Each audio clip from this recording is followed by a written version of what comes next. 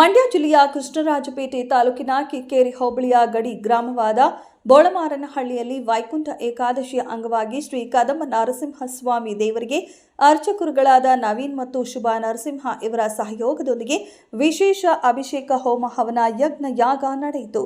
ಈ ವೈಕುಂಠ ಏಕಾದಶಿಯ ಕಾರ್ಯಕ್ರಮಕ್ಕೆ ಸಹಸ್ರಾರು ಭಕ್ತ ಸಮೂಹವೇ ಹರಿದು ಬಂದು ತಾನು ಮನ ಧನ ಸಹಾಯ ಮಾಡಿ ಪೂಜಾ ಕಾರ್ಯಕ್ರಮವನ್ನು ಗ್ರಾಮದಲ್ಲಿರುವ ಎಲ್ಲ ಮುಖಂಡರು, ಯುವಕರು, ಸಂಘ ಸಂಸ್ಥೆಗಳ ಪದಾಧಿಕಾರಿಗಳು, ಜಾತ್ರಾ ಸಮಿತಿಯ ಸದಸ್ಯರುಗಳು, ಗ್ರಾಮದ ಯಜಮಾನರುಗಳು ಹಾಗೂ ಊರಿನ ಗುರು ಹಿರಿಯರು, ಸುತ್ತಮುತ್ತಲಿನ ಗ್ರಾಮಸ್ಥರುಗಳು ಸೇರಿ ವೈಕುಂಠ ಏಕಾದಶಿಯ ಪೂಜಾ ಕಾರ್ಯಕ್ರಮವನ್ನು ಯಶಸ್ವಿಯಾಗಿ ನಡೆಸಿ ಆ ದೇವರ ಕೃಪೆಗೆ ಭಾಜನರಾಗಿರುತ್ತಾರೆ. ಕ್ಷಣ ಕ್ಷಣದ ಸುದ್ದಿ ಮಾಹಿತಿಗಾಗಿ ಸಂಪರ್ಕಿಸಿ Rashtradhwani news Kannada. Reporter MLA Gowda BM-ಹಳ್ಳಿ.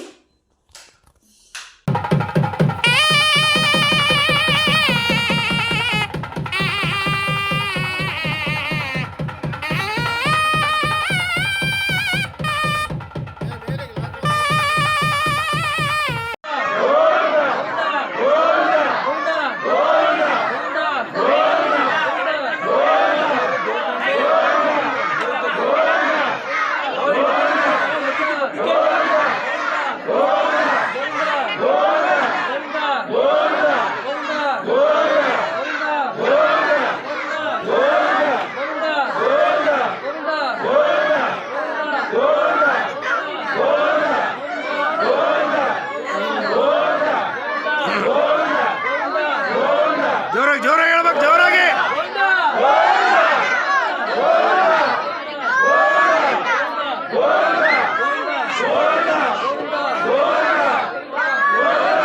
Voice ಬತ್ತಾಯಿಲ್ಲ.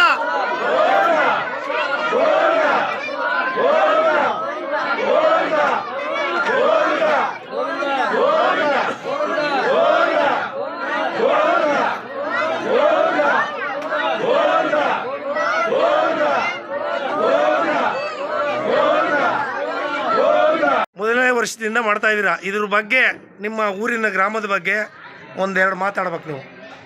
ಗ್ರಾಮ ದೇವರು ಯಾವಾಗ ಪ್ರತಿಷ್ಠಾಪನೆ ಆಯ್ತೋ ಜೊತೆಗೆ ಗ್ರಾಮ ಇರುತ್ತೆ. ಗ್ರಾಮದವರು ಪ್ರತಿಯೊಂದು ವಿಚಾರದಲ್ಲಿ ಸಹಕಾರ ಕೊಡ್ತಾರೆ. ಜೊತೆಗೆ ಈ ದೇವರ ಕುಲಸ್ಥರುಗಳಿಂದ ತುಂಬಾ ಸಹಕಾರ ಆಗಿದೆ. ಇದು ಪ್ರಥಮ ವರ್ಷದ ವೈಕುಂಠ ಏಕಾದಶಿ ಭಗವಂತನ ಪ್ರೇರಣೆ. ಭಗವಂತ ಮಾಡಿಸ್ಕೊಂಡಿದ್ದಾರೆ ಬಿಟ್ರೆ ನಾವೆಲ್ಲ ಬರೀ ನಾಮ ಅಷ್ಟೇ. ನಾನಿದ್ದೆ, ನೀನಿದ್ದೆ, ಅವನಿದ್ದ ಬಿಟ್ರೆ ಭಗವಂತ ಇರ್ತಾರೆ. ಮುಂದಿನ ವರ್ಷನೂ ಹಿಂಗೆ ಆಗುತ್ತೆ. ಎಲ್ಲರೂ ಸಹಕಾರ ಇದೆ. ಪ್ರತಿ ವರ್ಷನೂ ವಿಜೃಂಭಣೆಯಿಂದ ನಡ್ಕೊಂಡು ಹೋಗೋಂಥ ಶಕ್ತಿನ ದೇವ್ರು ನಮಗೆ ಅನುಗ್ರಹ ಮಾಡಿದ್ರೆ ಸಾಕು. ಇದು ಮೊದಲನೇ ವರ್ಷ, ತೃಪ್ತಿಯಾಗಿದೆ. ನಮ್ಮ ಗ್ರಾಮದ ಸಹಕಾರ ಇದೆ. ಹಂಗೆ ಈ ದೇವರು ಕುಲಸ್ಥರಿರಲ್ಲ, ಬೇರೆ ಬೇರೆ ಊರವರು, ಅವ್ರದ್ದು ಕೂಡ ಸಹಕಾರ ಇದೆ. ನಾಳೆ ಹೆಚ್ಚಿನ ಸಂಖ್ಯೆನಲ್ಲಿ ಇಲ್ಲಿ ಜನ ಸೇರ್ತಾರೆ ಅನ್ನೋ ನಿರೀಕ್ಷೆ ಇದೆ. ಒಳ್ಳೇದಾಗುತ್ತೆ. ಇನ್ನು ಪ್ರತಿ ವರ್ಷ ಹೀಗೆ ನಡ್ಕೊಂಡು ಹೋಗುತ್ತೆ. ಆಮೇಲೆ ನಿಮ್ಮ ಊರಿನ ಲಕ್ಷ್ಮೀ ದೇವ್ರ ಬಗ್ಗೆ ಏನೇ ಆಣೆ ಮಾಡ್ಕೊಂಡ್ರು ನೆರವೇರುತ್ತಂತೆ, ಅದ್ರ ಬಗ್ಗೆ ಯಾವ ಥರ? ಆ ನಂಬಿಕೆ ಇರೋದ್ರಿಂದನೇ ಜಾತ್ರೆ ದಿನ ಇಡೀ ರಾತ್ರಿ ಕಾಯ್ತಾರಲ್ಲ ಕರ್ಗ ನೋಡೋದಕ್ಕೆ. ಹೌದು. ಈ ಕರ್ಗ ಅಂದ್ರೆ ಈಗ ನಮ್ಮಂತ ವಯಸ್ಸಾಗಿರೋರು ದೇವ್ರು ಬಂದಿಲ್ಲ ಅಂದ್ರೆ ದೇವ್ರು ಬರ್ಸ್ಕೊಂಡು ಕುಡಿಬೋದು. ಇಲ್ಲಿ ಒಂದು ಪವಾಡ ಏನ್ ಮಾಡಿದ್ದಾರೆ ಹಿರಿಯರು ಅಂದ್ರೆ, ಹೌದು, ಚಿಕ್ಕ ಮಗು, ಆಟ ಆಡೋ ಮಗು, ಮೋಸ ಕಪಟ ನಾಟಕ ಅನ್ನೋದು ಗೊತ್ತಿಲ್ಲ. ಆ ಮಗು ಮೇಲೆ ಕರ್ಗ ಇಟ್ಟಾಗ ದೈವ ಪ್ರೇರಣೆ ಇದ್ರೆ ಕರ್ಗ ಇರುತ್ತೆ. ಇಲ್ಲಾಂದ್ರೆ ಕೆಲವು ವರ್ಷ ಬರೋದೇ ಇಲ್ಲ. ಅದು ಅಲ್ಲಿ ನಾಟಕ ಅಂತಕ್ಕಂಥದ್ದಿಲ್ಲ, ಅಲ್ಲಿ ದೈವ ರೂಪ ಬಿಟ್ರೆ ಬೇರೆ ಏನು ಬರೋದೇ ಇಲ್ಲ. ದೇವ್ರಿದ್ದಾನೆ ಅನ್ನೋ ನಿರ್ದೇಶನ. ಆ ನಿರ್ದೇಶನ ನೋಡೋದಕ್ಕೋಸ್ಕರ ಇಡೀ ರಾತ್ರಿ ಪ್ರತ್ಯಕ್ಷವಾಗಿ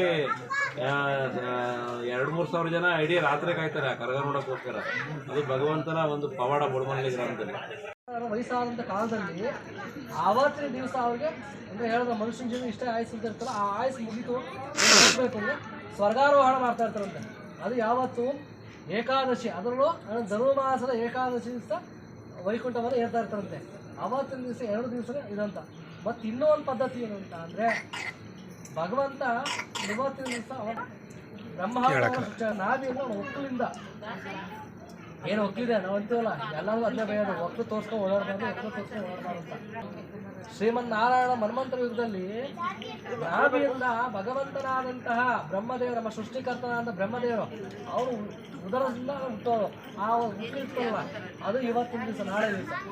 ಹಾಗಾಗಿ ಆ ಭಗವಂತನಿಗೋಸ್ಕರ ನಾಳೆ ವೈಕುಂಠ ಏಕಾದಶಿ ಶ್ರೀಮನ್ನಾರಾಯಣನ ಆರಾಧನೆ ಮಾಡ್ತಾರೆ, ಶಿವನನ್ನು ಆರಾಧನೆ ಮಾಡ್ತಾರೆ. ಶಿವನಿಗೆ ಏನು ಮಾಡ್ತಾರೆ ಅಂದರೆ, ಸಾಕ್ಷಾತ್ ಅವರು ಕೈಲಾಸಾಧಿಪತಿಯವರು ಏನು ಮಾಡ್ತಾರೆ, ವೈಕುಂಠವನ್ನು ದರ್ಶನ ಮಾಡ್ತಾರೆ.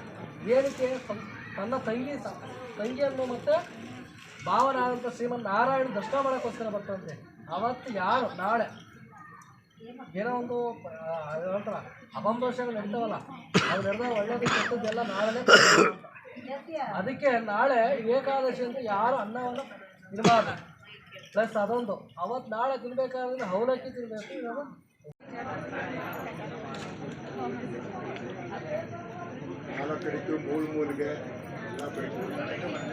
ಫಸ್ಟ್ ರಂಗೋಲಿ ಇಟ್ಬಿಡ್ರಿ, ರಂಗೋಲಿ ಇಟ್ಬಿಡ್ರಿ, ಅಷ್ಟೋ ಮಾಡಿ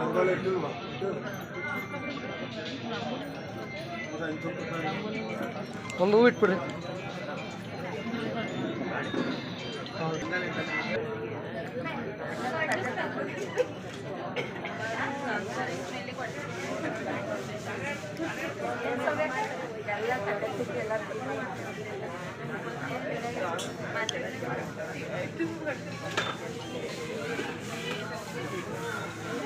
ಹಾಂ